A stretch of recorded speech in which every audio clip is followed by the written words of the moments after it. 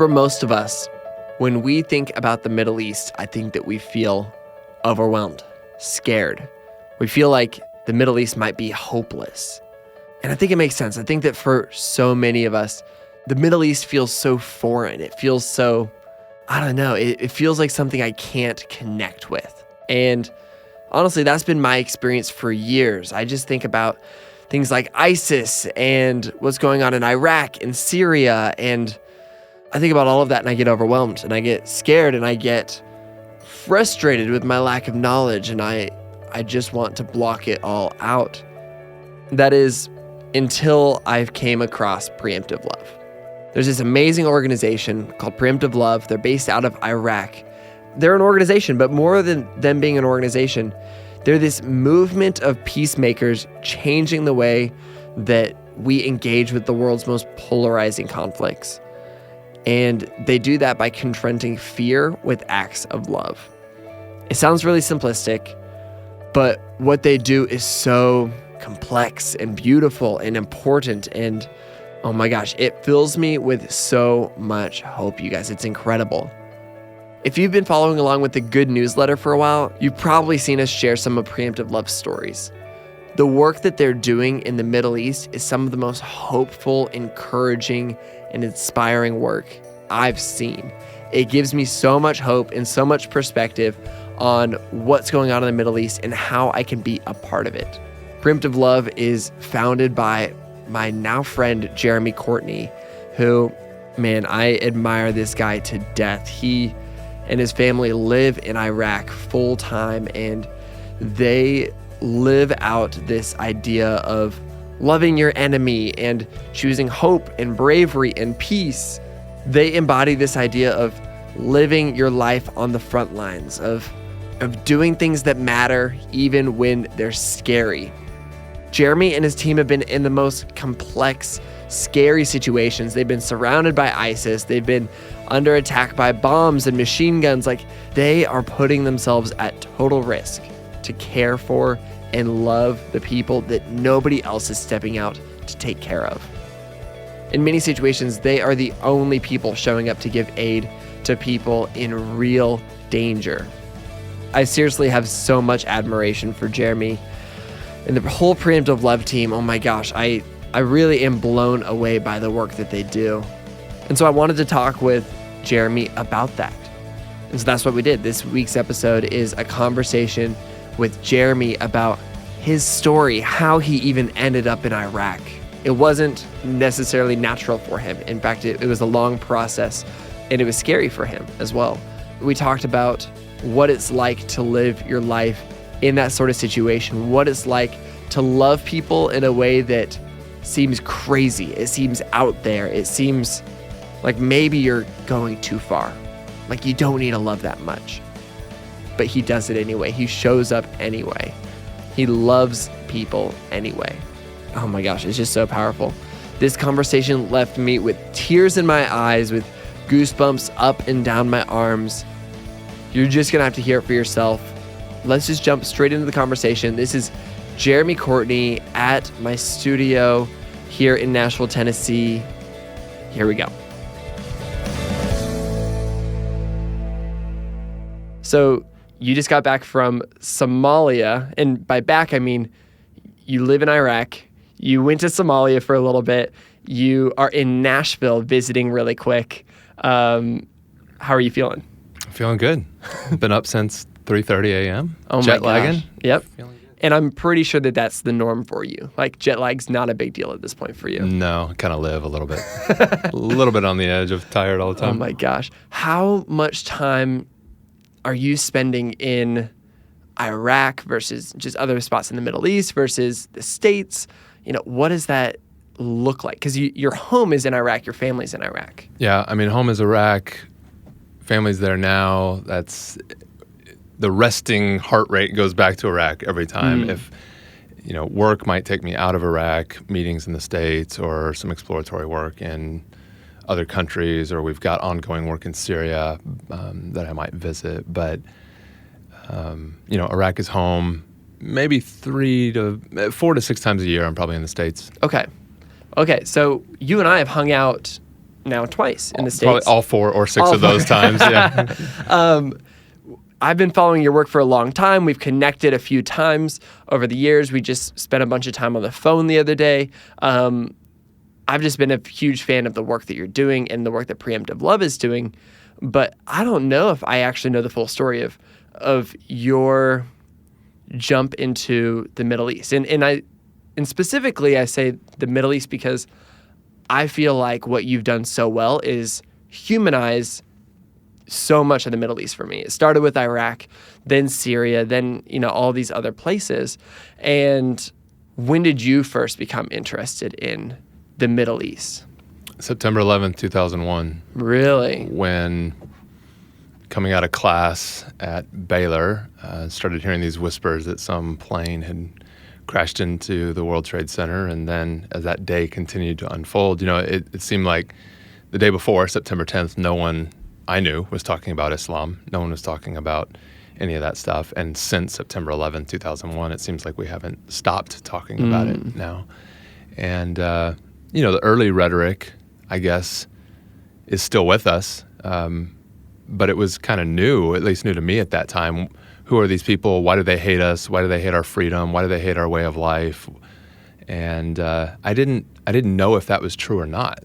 But that was what was being thrust upon us. And so I think in a lot of ways it started as an exploration to understand what September 11th was really about, if anything, and what that might mean for me and the future of my life and our friends and our country and all that.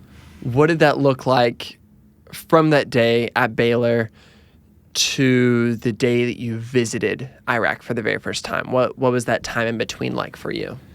Yeah, that's a great question because, if I'm on stage and going to condense this whole story from September 11th to, and then I was in Syria, or Fallujah or whatever, it can sound a lot more amazing than it is. And it's actually a lot of tiny little steps, one at a time, toward the thing that scared me most at that time. And so Muslims were the scariest thing in the world on September 11th, 2001 to me. And we started taking we didn't even take steps first. We actually, what I've learned is if you want to go in a certain direction, you got to change the direction you're looking. You follow your face, you follow your neck, you're like your head leads the way, your literal head leads the way. And so if you're not looking in the direction you want to go, you're not going to walk in that direction. So I think it started with not even a step, but a posture, changing the posture. And then as I found myself looking toward Muslims and learning about Muslims, the next step I took was really to get on an airplane and go to Turkey, which is a country that bridges Asia and Europe. Both culturally and physically, right? Yeah. Yeah, literally the country is in Europe and in Asia. And so, and culturally, it feels like that in certain parts. It feels very European, and it feels very not European in some ways, in some places. And so that was a great intro because, in my mind, I was walking sort of into the lion's den, which it was for me at that time. Like, it was about as scary as anything I could imagine doing. And then suddenly Turkey became normal. Then we ended up moving to Turkey. And then And what year is this? Like 2004. So that this is... We moved in 4. This is like war in Iraq Is going. Okay. Is going by that point. But it takes some time to ramp up, to move overseas and all that. So we had made the decision to move probably by 2001. We had actually visited and made the decision to move somewhere around there pretty quickly, 2001, 2002. And moved and then lived among Muslims and experienced terrorism ourselves and experienced the toll that terrorism takes on Muslims who are innocent victims of terrorism. And with the Iraq war playing out to the south of us, started becoming more and more interested in Iraq and what was going on there, and headline news about the debacle in Iraq and the botched war effort in many ways eventually drew us into Iraq. And so it was many, many, many little steps along the way before we decided to move into a country that was at full-blown war. Yeah. And it is interesting that it wasn't a big jump. It wasn't a big leap because I think a lot of people might be thinking, oh, I want to do that. Like, I want to understand what's going on. I want to be able to humanize people. Like, I want to be there, but I could never do that. And the truth is that you didn't do that either. You just took little steps and made your way there. When you moved to Iraq, what was the immediate response from loved ones at home? Like, what were people thinking? I guess you'd already made tiny steps, so it wasn't a huge difference. But That's right. It's more that because Iraq is always in the media and we have these preconceptions, it does feel like a bigger step. Yeah. Yeah, you'd think that. I think I was almost let down by the lack of pushback that we got from our family. I was like, no, maybe you didn't, wait, like Iraq. We're going to Iraq, like the one with war. And they're like, yeah, we know. Yeah, we knew. We knew you were going to. Turkey was the big deal for them a couple of years prior. Turkey was, and honestly, even before moving to Turkey, it was visiting Turkey right after 9/11. That was like, honestly, like tears with some of our family members and pleading with us, do not be so foolish to go to this 99.9% Muslim country right now. They will kill you. And there may have been bribes and things like that involved for me to not take certain daughters and wives of, my in-laws didn't want me to take their daughter, my wife, on this visit, this 1 week visit to this country. And why did you feel so inclined to fight back against the bribes and the pleading? Like, what was on the other end for you? I don't know if I would have known how to put it at that time, but I think the word you've used, humanization, I think it was a draw to know them on their own terms, to know them in their own words, to have unmediated relationship with Muslims, with people on that side of the world. Everything we know is mediated on some level. And the real gift is to have an unmediated relationship with someone. The fear that everybody had was that you were going to be hurt or killed or, whatever these extreme things are. Have you, in your, now over a decade spending time in the Middle East in some of the most dangerous places in the world, what have been the greatest risks you've experienced? It's a great question. On some level, those who cautioned us not to go were certainly right. I mean, they weren't crazy. We're all watching the same news headlines. I mean, things are blowing up in some of these places, and snipers are shooting in some of these places, and people are dying. And in some cases, people are dying explicitly because they're Christian. It just matters to what degree you imagine that to be happening and to what degree you sort of label everyone with that kind of motive. So, we've been in the proximity of multiple suicide bombings and, we've felt the punch in our chest of bombs going off, and our teams we've been shot at and all kinds of stuff like that. I don't know if that's the greatest risk, though, honestly. I think the greatest risk in some ways has been the risk of playing it safe. Like the risk of choosing not to jump in, the risk of choosing to protect ourselves. Because what I've learned more and more and more over the last decade and a half of doing this is that we are truly the greatest risk to ourselves, the greatest threat to ourselves. We are not going to miss out on living life because of a terrorist or war or any of that stuff. We are going to miss out on living life because we get scared and we shut down and we put more padlocks on the door and take out bigger insurance policies and we just move into a more insular place. And the more we put this grip on our life and try to protect it, the more we pretty much guarantee that we will stop living. We will stop living the very life we're trying to protect. And so the great irony of the world is that the more we try to protect our lives, the more we actually miss out on it.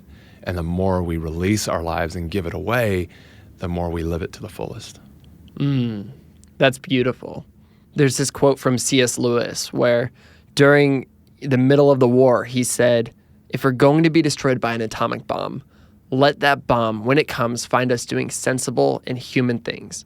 Praying, working, teaching, reading, listening to music, bathing the children, playing tennis, chatting to our friends over a pint and a game of darts, not huddled together like frightened sheep and thinking about bombs." And I love that quote for the time that we live in, because I think a lot of people live in fear. And living in fear isn't living at all. And if those things are going to come, like if there's a bomb that's going to come, it's going to come no matter what you do. So you might as well live life to the fullest.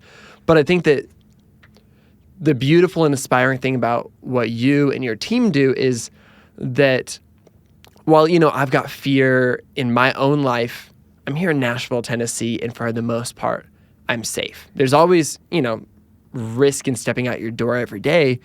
But the truth is that you have more risk in your life, and you guys are continuing to just show up and be there. And one of my favorite phrases that I oftentimes see from you guys is this idea of love anyway, or go anyway. It's this word of anyway.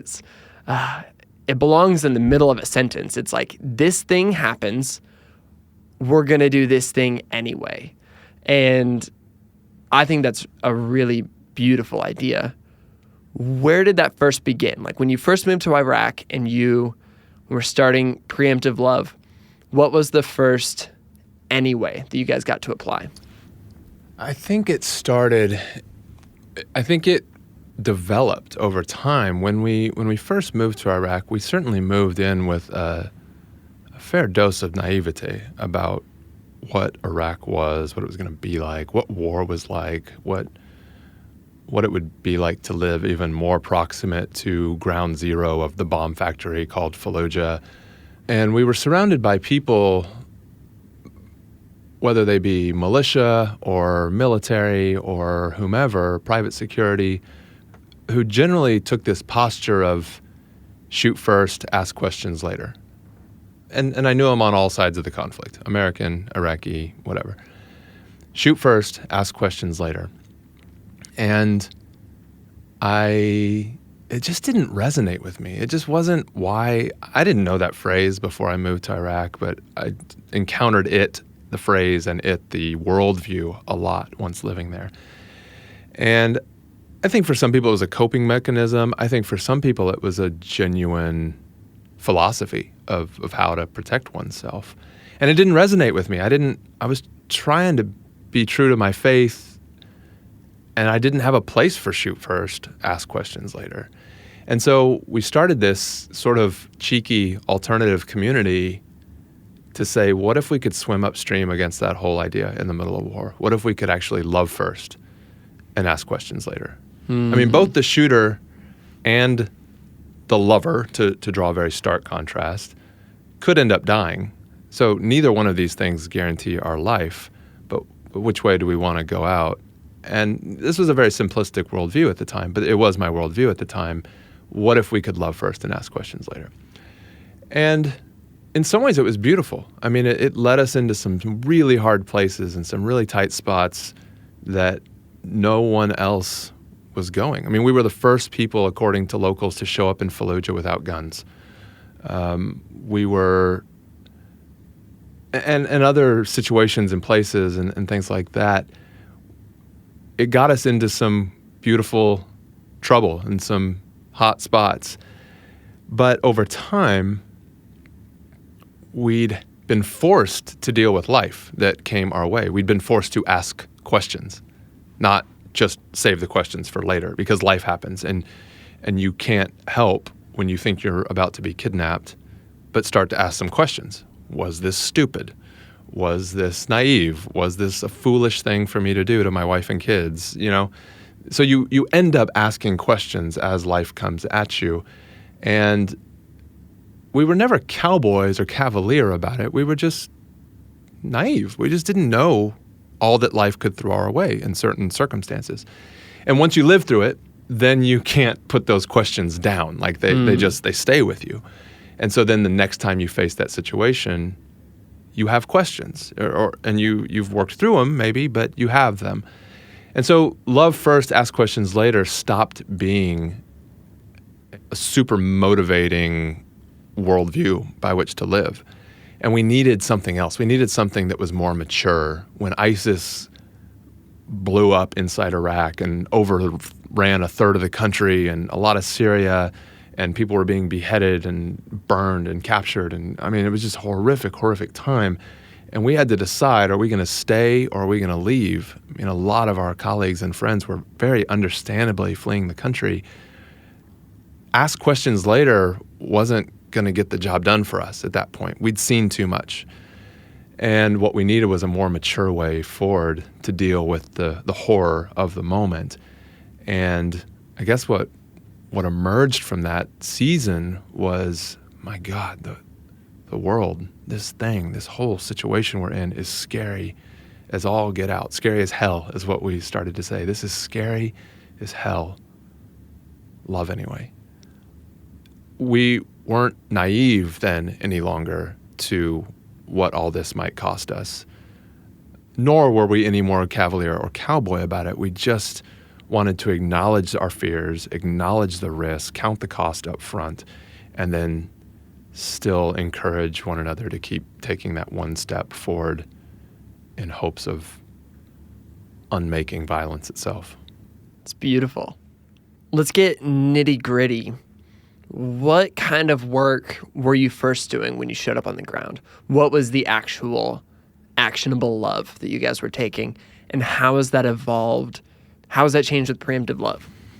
Very early on in my time in Iraq, maybe a couple weeks in, I was going to this hotel every day, sitting in their cafe. And hotels at that time were, one of the few places in a city that had constant electricity and air conditioning or heating or internet or satellite TV. The whole city might be off the grid, but this hotel would have its own private generator and stuff to keep going. And so a lot of us would descend on these hotels, journalists and others would use these hotels as our like WeWork space or whatever, And so I was there in the cafe one day, and the chai guy, barista fellow, kind of saddled up to the table and put my cup of tea down and lingered over my shoulder awkwardly for a little too long until he finally got up the nerve to say, Mr. Jeremy, you've been coming here for a while now. Can I ask you a favor? And I said, sure. And he went on to tell me about his little cousin. And he said, she's about yay big now, and held up his hand, 6 years old, off the ground. But when she was born with this huge hole in her heart. And after all these decades of war and Saddam and UN sanctions and Al-Qaeda targeting our doctors and nurses, we don't have anyone left in the country that can save her life. You're an American. You've clearly come here to help us. Would you help my little cousin? Could you do anything to get her this life-saving surgery she needs?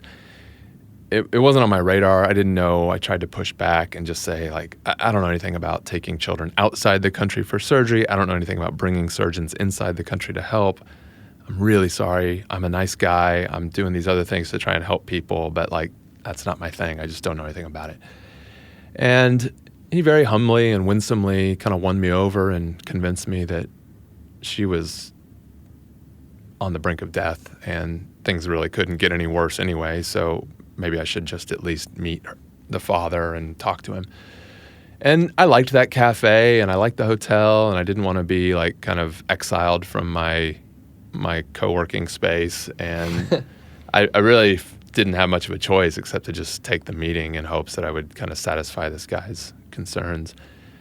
And so a couple days later, come back to the cafe, and Dad meets me there.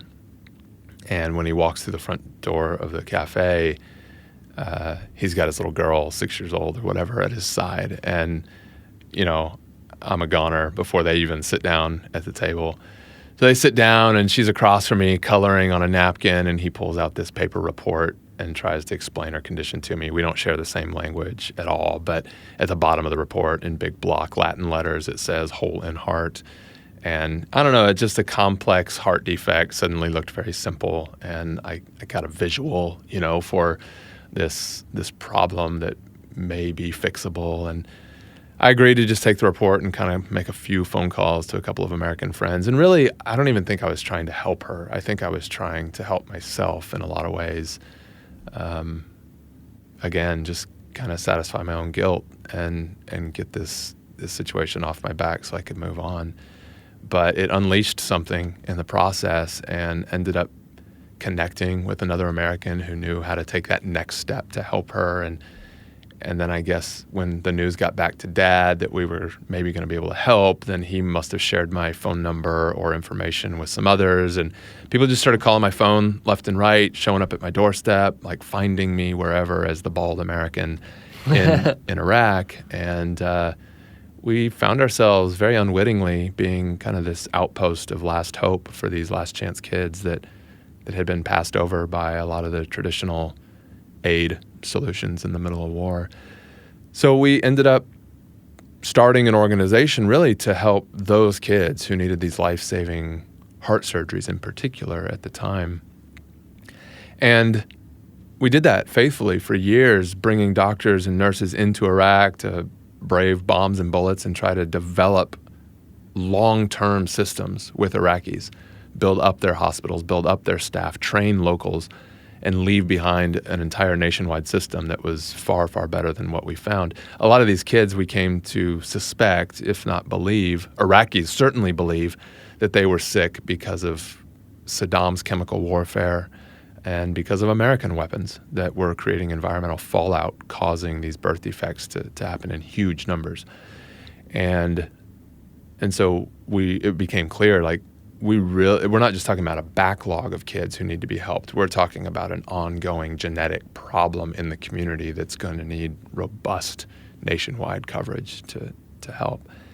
And we did that all out and ended up, finding some phenomenal friends in the First Lady of the country, the Vice President, Prime Minister's office, top tribal and religious clerics. And then ISIS sprung on the scene in 2014, and we were en route to Fallujah when the mayor of Fallujah was assassinated, and we got locked out of the city and spared that in some ways, but the whole country just spiraled out of control for the next 8 months until the fall of Mosul and what became this massive genocide against Christians and Yazidi people, and really ISIS became a household name that summer, 2014.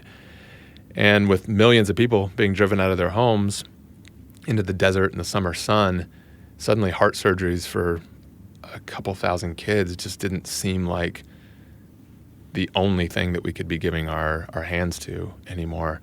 We had stayed through some really hard years in Iraq and had built out this phenomenal network, and it just felt like we had a great weight of responsibility to consider whether we should be doing more than surgery at that time.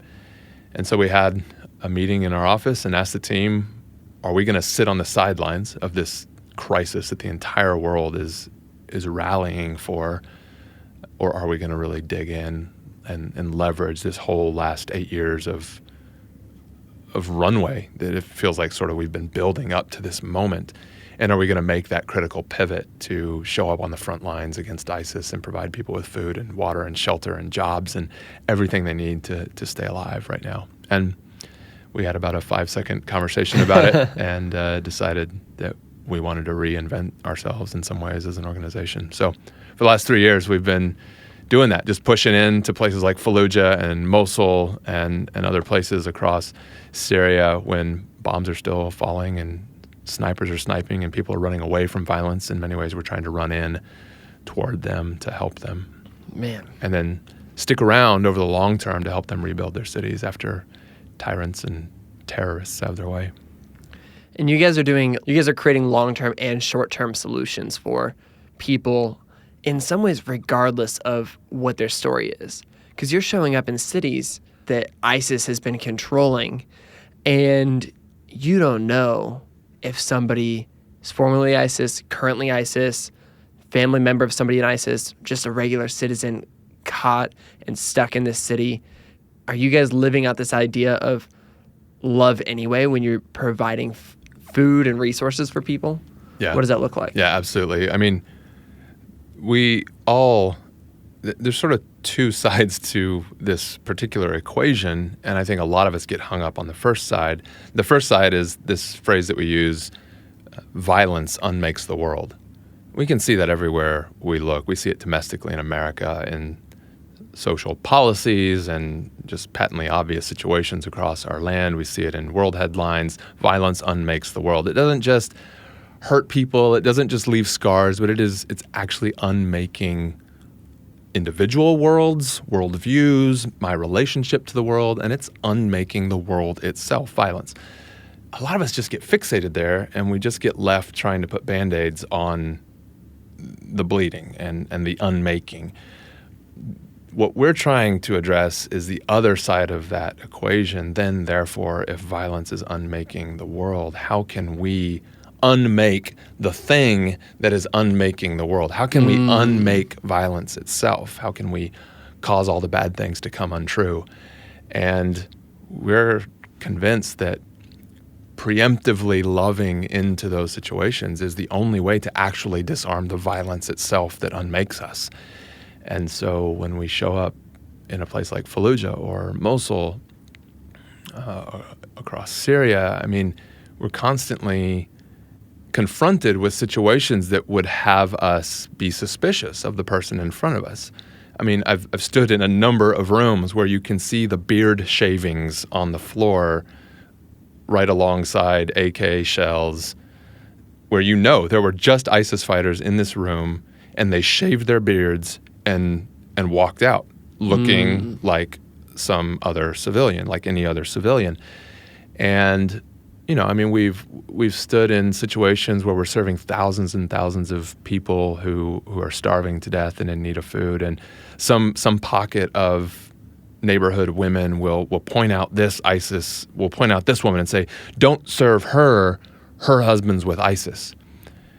Or one of our own, workers will come up to us and say, "These women are accusing this other woman over here, or accusing this guy over here of being with ISIS. What should we do?"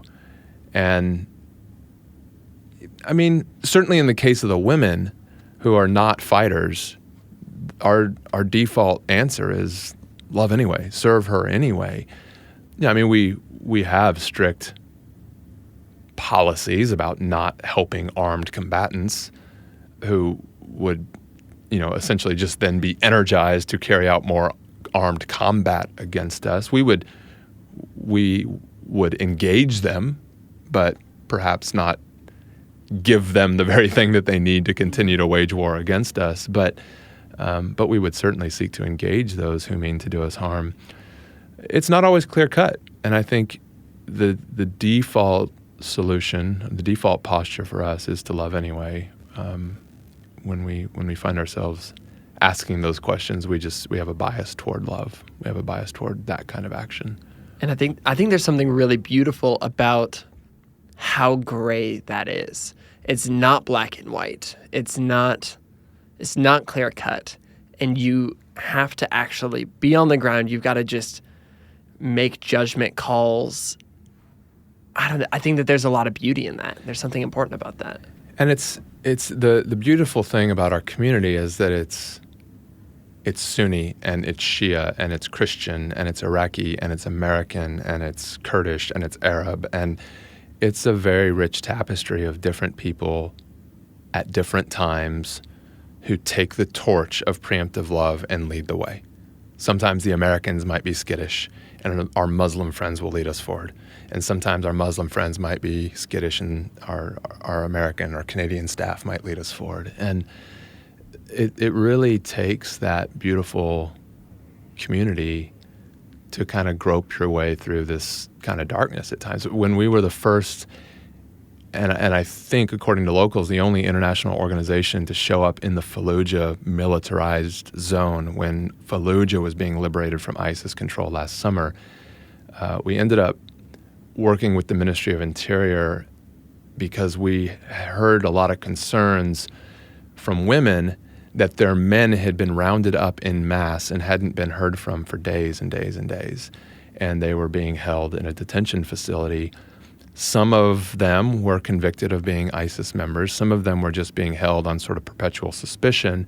And the more we inquired with the Ministry of Interior and police force and military what kind of treatment they were getting, we were very concerned that they were not being treated well. And so we offered to come into this detention facility and try to just help these people. And they were not then active combatants, but many of them were on the brink of being released back into civil life. But they had been mistreated. They had been held extensively and accused of things that they may or may not have committed.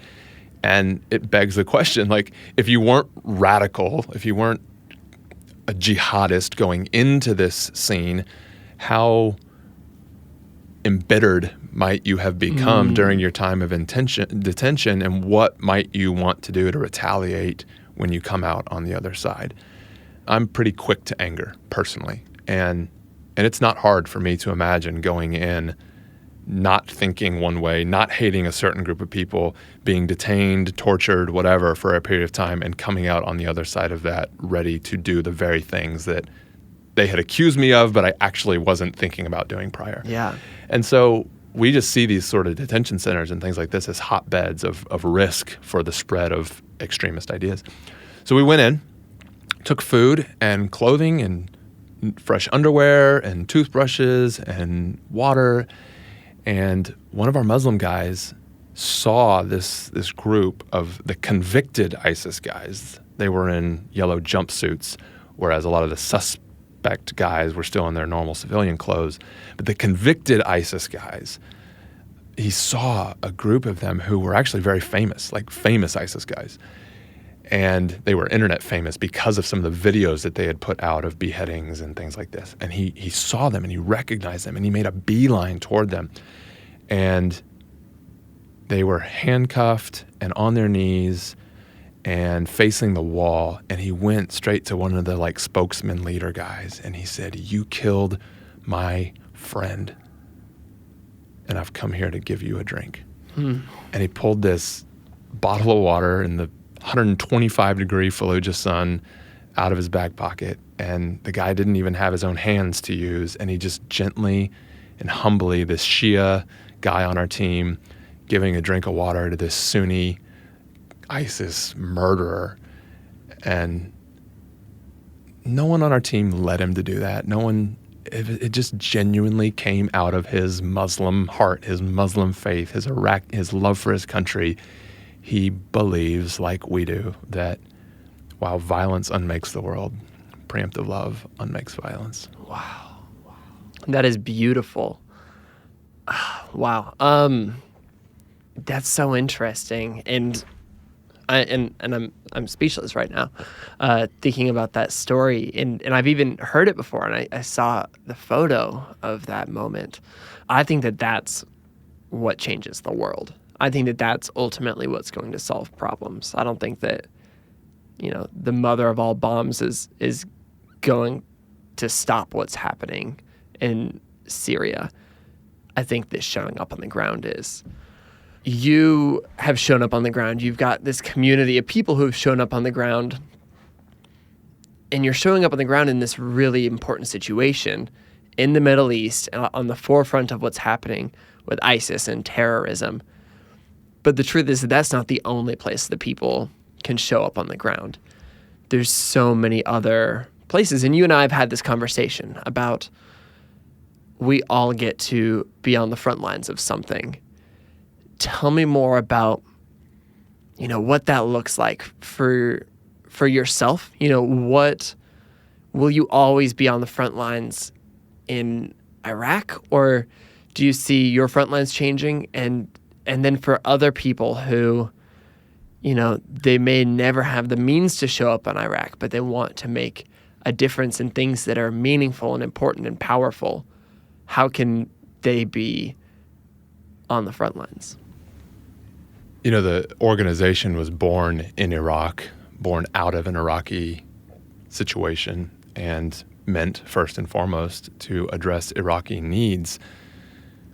with a cheeky twist of phrase that was meant to sort of poke the eye of this idea of preemptive war and challenge us to see if we could have a wage preemptive love, and if we really could love first and ask questions later. And so all of it was very self-referential and born out of that local situation we were in. But the more word got out about what we were doing, and the more I started traveling and telling the story, the more I started finding everywhere I went that people were hungry for this permission and this language around it and this vision that wherever they were and whatever they were dealing with, even in the quiet bedroom of a marriage, that this idea of preemptive love was the only meaningful way forward. It's the only thing that disarms the conflicts of our life.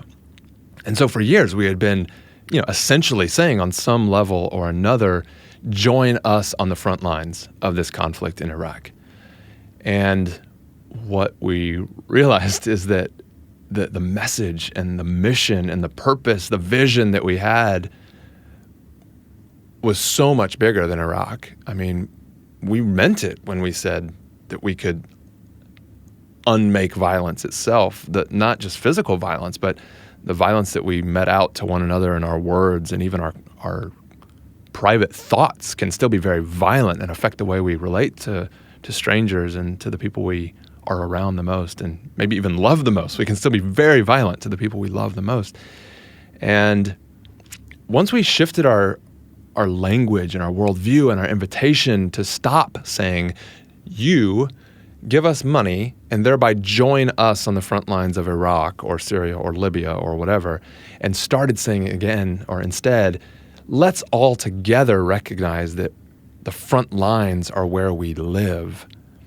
And if we're going to make it forward, we're going to make it through, we're going to cause all the bad things to come untrue, we have to keep pushing each other and giving each other permission to live this life called preemptive love. And once we all started seeing ourselves as one community on this mission of preemptive love, this community who in the face of politics and ethnic strife and riots and brutality and whatever, we're going to look at the scary things of the world and love anyway, I feel like we've just galvanized even more hearts, and we find meaning wherever we go in the world, because the front lines are where we live. Wherever I am, wherever you are, we all have the opportunity to unmake violence and remake the world through some kind of healing.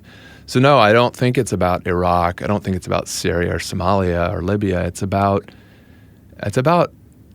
learning a certain kind of posture that would cease trying to protect myself as the be-all, end-all, and would learn that I'm actually the greatest threat to myself. And if I can release my life and release my obsession with self-protection and my obsession with my own ego and give myself away more and more and more, that's where life is found.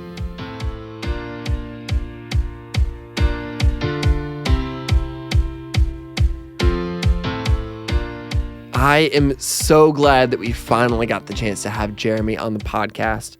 He has been on my list of dream guests since the very beginning of the show. I cannot state enough how much I admire this guy and his entire team at Preemptive Love. If you want to follow along with what Preemptive Love is doing, if you want to hear the stories and see the impact, make sure to check them out at preemptivelove.org and follow them online. They are one of my favorite organizations, communities, movements to follow, because everything that they do inspires me so much, and it really does help me feel less overwhelmed by what's going on in the world. I am so glad that you tuned in to the podcast this week to hear such a beautiful, hopeful story. If you want more good news throughout the week, we've got a few more ways to do that. Number one is the Good News Letter. Every single week, we send out 5 hopeful news stories from around the world to thousands and thousands and thousands of inboxes around the world. And oh my goodness, it's my highlight of every single week. It's so much fun to put together. It's so much fun to share. it really does set the week off to a great start. So go and subscribe to the Good Newsletter at goodnewsletter.org. On top of that, we also created a private Facebook group, and you should totally join it. We'd love to have you there. We share hopeful news stories from around the world. We have conversations about things that matter. I would love to have you be a part of it. I think that the best way to get there is to just, because it's private, it's kind of secret, go to goodgoodgood.co, scroll down, click on the little Facebook link to like the little icon to Facebook. It'll take you right to the group. You can request to join and we'll approve you as soon as we can, assuming that you're not spam or something. And on that note, I think that that's a wrap for this week's episode. Go out and do some good this week, and we'll be back next week with another hopeful story from an inspiring person. Sound good?